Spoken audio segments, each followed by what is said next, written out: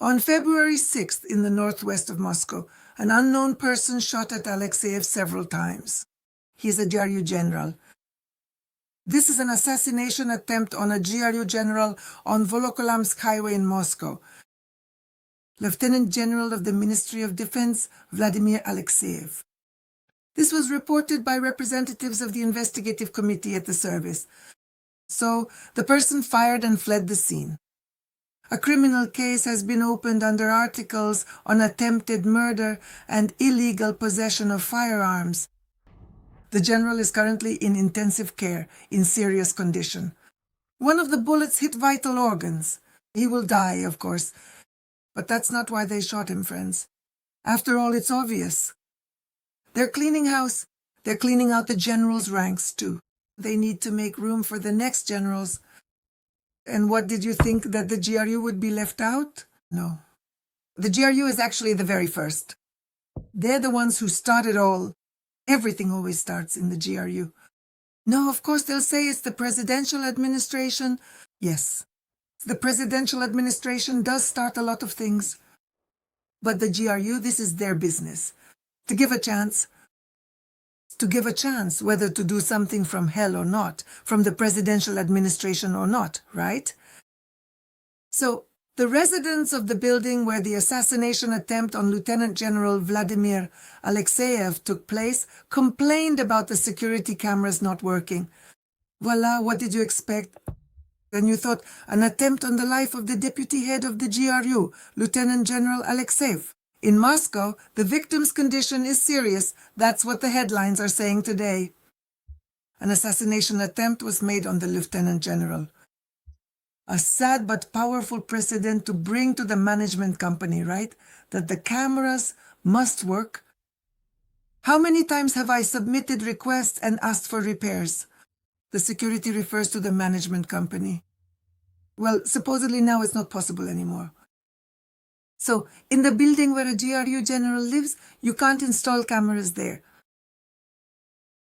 Maybe the general is constantly having some kind of gatherings there that need to be kept off the record just so the general isn't caught on camera. But isn't that ridiculous? What kind of nonsense is that? There have to be cameras that record all movement in the building because military personnel live there. Military people don't just live anywhere, any old way. They always live in some kind of special buildings. The victim has been hospitalized and is in serious condition, but the perpetrator still hasn't been found. I wouldn't be surprised if it turns out to be one of their own. One of their own? Well, I just mean the special services, right? Because of course, it's not just some deputy general or someone like that, right? It's their own special services, the ones who were following him and who carried out the assassination attempt. That's my personal opinion, friends. Nothing more than that. You don't have to believe me, and you can argue with me, and you'd be right to do so. Go ahead and argue, but you see, the ranks are being purged. Not just the people's ranks are being cleaned out. You know, there's this precedent. People are discussing the fact that the highest number of casualties in the special military operation comes from the poorest regions of the country. The poorest, the most destitute regions of the country account for the highest number of deaths. Why is that? Poverty leads to poor nutrition, and with poor nutrition, a person becomes less intelligent. Well, you know, these are just the costs of our social, everyday life. So, a person becomes less intelligent. Where does that leave them? Well, to sign a contract and run off to be buried in the ground, to become fertilizer for the earth. No, my friends, what kind of patriotism is there? No one ran off for patriotism. Did anyone shout for the motherland for Putin? No. And it was exactly the same during the Second World War. My neighbor from Smersh, who marched behind the blocking detachments, she was pushing the backs of 18-year-old boys, and she was the same age herself. She told me this herself. My neighbor, all of us residents, she was from Marklevsky Street, and we were already living together in a new place, in Cheryomushki, because all of us old Moscow residents, the garden ring, Marklevsky is around Lubyanka, just so you understand roughly what kind of street it is. And I lived just a bit further out, beyond the garden ring. So, all of us were being relocated. Our houses were being vacated. Houses that, to some extent, were on the KGB's balance sheet, meaning they belonged to the military, because these were special buildings where special people lived. Well, time goes on, everyone gets older, and for some, the ground slips out from under their feet. Some people, all their relatives die off, and they have no connection to the place at all. Like me, no connection whatsoever in any way.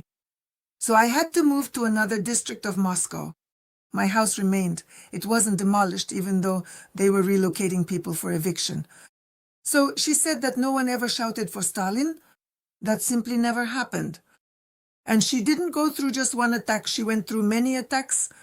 Behind them were boys, 18-year-olds, who were driven into these attacks, into certain death without weapons. They had no weapons.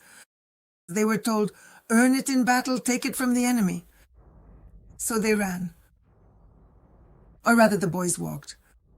Behind them, with bayonets, they marched with bayonets. The blocking detachment advanced with bayonet knives. And they pushed the boys forward in the back. The boys ran. Well, they gave some of them 100 grams to drink, so they'd run into battle, so to speak, under the tanks. Tanks were moving ahead, coming toward them, German tanks. And there were also machine gunners sitting there. And this is the great Russian way.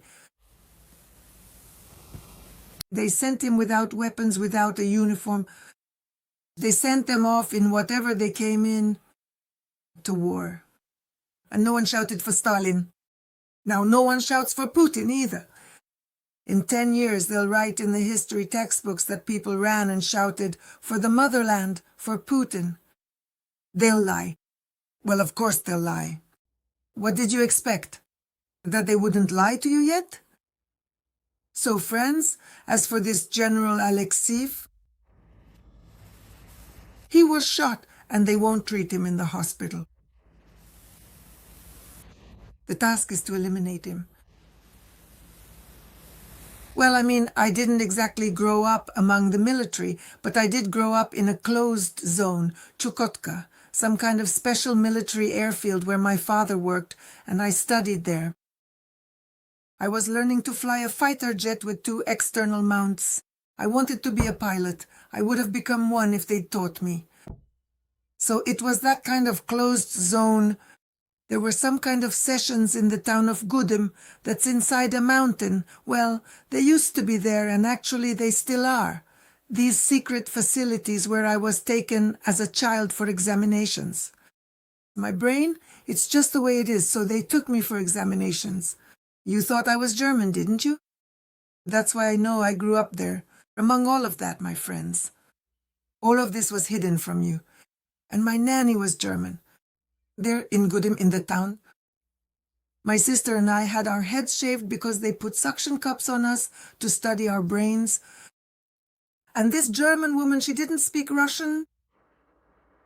So how did I communicate with her? And that's how I communicated. Life is different, friends, and they are now preparing a life for you that will seem absolutely logical to your grandchildren, just as it did to you and me when we were young and were talking such wonderful nonsense. Today, February 6, 2026.